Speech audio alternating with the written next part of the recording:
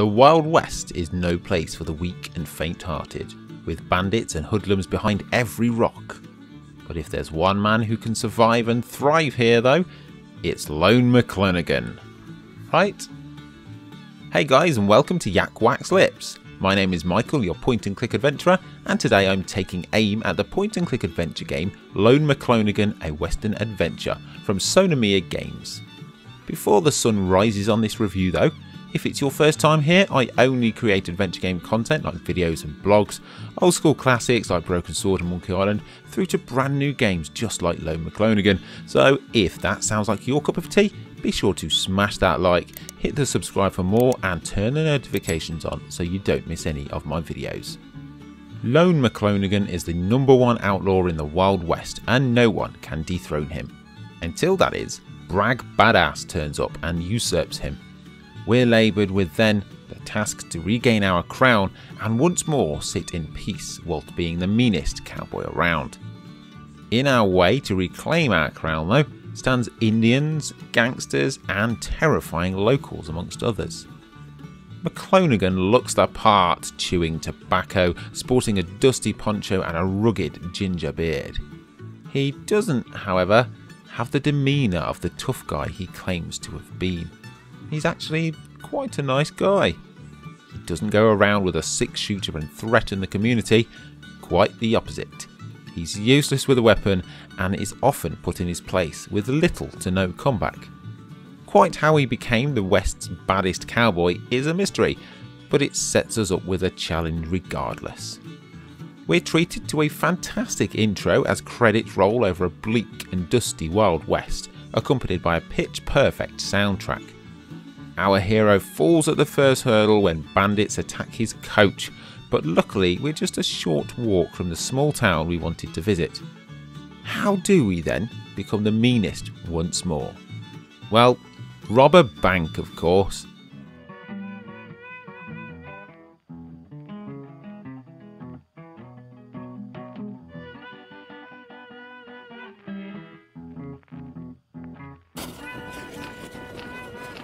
The first section of the game is well structured and genuinely a hoot. It's also the best part of the game, as once we manage to steal the treasure, it loses its way a little. In these early sections we're able to investigate just a few places like the stagecoach, the bar, the undertakers, the shop and the bank, plus a little of the outskirts of the town. Confined to these few areas, it's easier to understand the plethora of inventory puzzles the game asks of us. And these early puzzles all totally make sense. It's after we manage to open up our world that it all becomes a little overwhelming, with so much going on all at once, with so many locations now being accessible. This early part of the game also has a clear objective: get into the bank. Afterwards though, we seem to be aimlessly meandering between several new locations, trying to figure out what it is we actually need to do. What we do need to do is defeat Brag Badass, but there's no suggestion of how to do this on our never-ending quest, which took me about 12 hours. At one point my inventory swelled to over 40 items, and it's designed a little clunkily. They're all stashed away at the top where we scroll across. And if we want to use one item with another, we have to scroll across to find it, then scroll back the other way.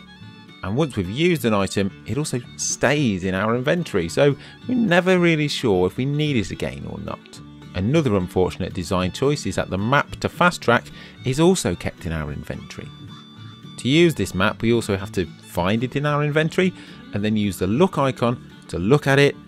It's just a bit of a pain.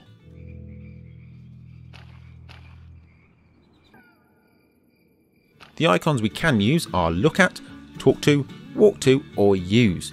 We can also kick stuff, which is really cool. It's a little clunky here, as to choose between these options you have to right click and then left click to use it, and I often kept clicking past the icon I wanted. So back to the puzzles.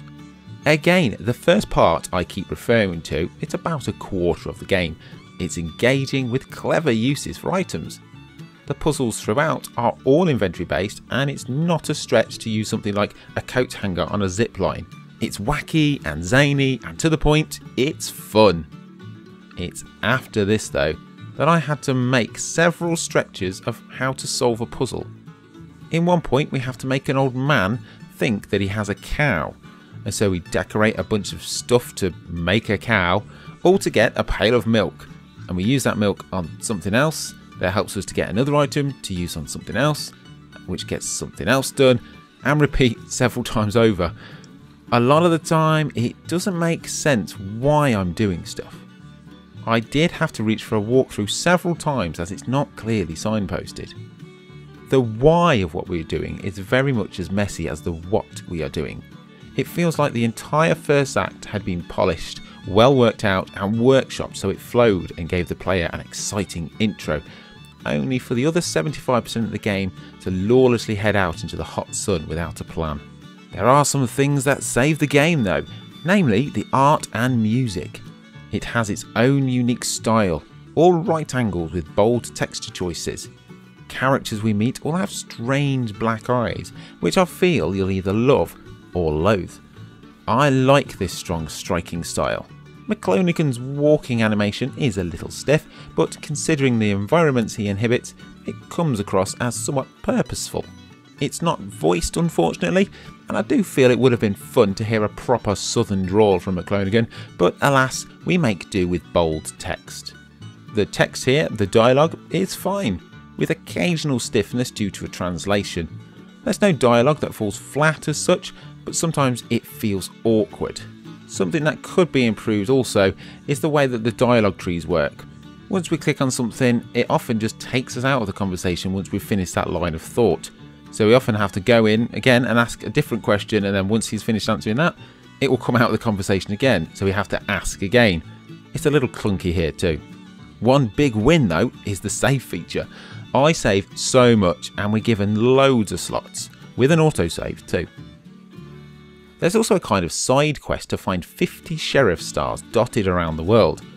I managed to get about 40, so I'm still none the wiser about what happens if all are collected. Let me know in the comments if you've managed this. The strongest part of the game though is for sure the music. It's a stunning set of original material that brings the West to life. Jaunty ditties played on banjo sit side by side bleak, airy pieces. It's one of my soundtracks of the year so far. I think the main issue with the game is the scope.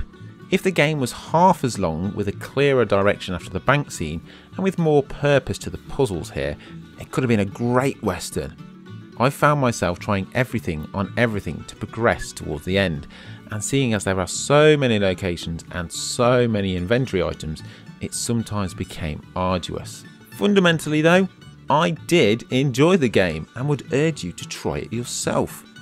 Lone McLonegan is a goofy, likeable lead, and the first time developers clearly have a lot of love for the genre. I'm giving Lone McLonegan, a western adventure, a solid 3 sheriff stars out of 5. If you've enjoyed my review today of Lone McLonegan, then please consider supporting me on Patreon. Thanks to Sonomia Games for the review copy, and thank you to you for watching. Let me know your thoughts down in the comments on the game, and until next time, have a wonderful morning, afternoon or evening, whatever it is you're doing right now, and take care.